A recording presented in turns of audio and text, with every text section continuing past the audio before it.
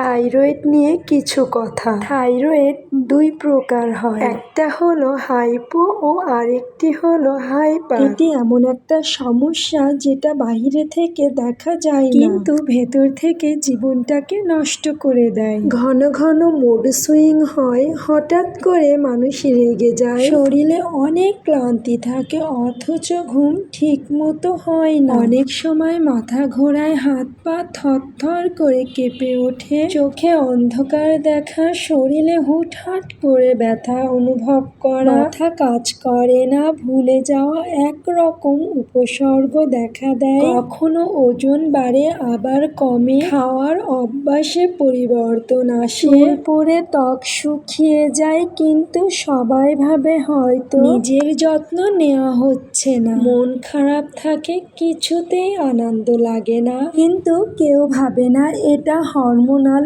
ইমব্যালেন্সের কারণে হতে পারে। অন্যরা ভাবে অলস, অথচ প্রতিদিন নিজের শরীরের বিরুদ্ধে কতটা লড়াই করে চলতে হয়। যাদের থাইরয়েডের সমস্যা নেই সেই মানুষগুলো সামাজিকভাবে বুঝতে পারে না বা বুঝতে চায় না যে এটা কতটা কষ্টদায়ক। তারা ভাবে হাঁটা চলা খাওয়া দাওয়া সবই হয়তো ঠিকঠাক আছে, তোমার কষ্ট কিসের, কম খাও বেশি হাঁটো সব ঠিক হয়ে যাবে। এরা জানে না যে হাইপোথাইরয়েডিজমে মেটাবলিজম স্লো হয়ে যায়, ঘুমের চক্র নষ্ট হয়ে যায়, এমনকি মনের শক্তি কমে যায়। এটা ঠিক যে বাহিরে থেকে মানুষ না বুঝলেও হাজার হাজার মানুষ এই অবস্থার মধ্যে দিয়ে যাচ্ছে। উল্লেখ্য যে বিশ্বের উন্নত দেশগুলোতে থাইরয়েড রোগীর যে পরিবার থাকে সেই পরিবারের সদস্য নিয়ে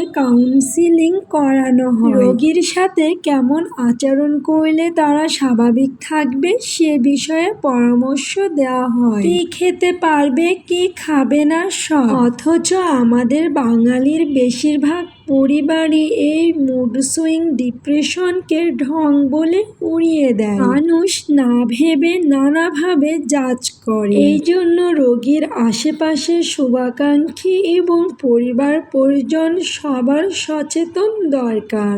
আমাদের দেশে অধিকাংশ মানুষই এই রোগে ভুগছে, তাই লোকের কথায় কান না দিয়ে নিজে সচেতন থাকুন, নিজের প্রতি খেয়াল রাখুন, নিজেকে সব সময় ভালো রাখার চেষ্টা করুন, সুস্থ থাকুন, সবাই সবার জন্য দোয়া করুন। আজকে এখানেই বিদায় নিচ্ছি, সে পর্যন্ত সবাই ভালো থাকবেন, সুস্থ থাকবেন, নিজের প্রতি খেয়াল রাখবেন। কে কি বলল সেদিকে কান দেওয়ার দরকার নেই। সবার সুস্থতা কামনা করে আজকে এখানেই বিদায় নিচ্ছি। আল্লাহ হাফেজ।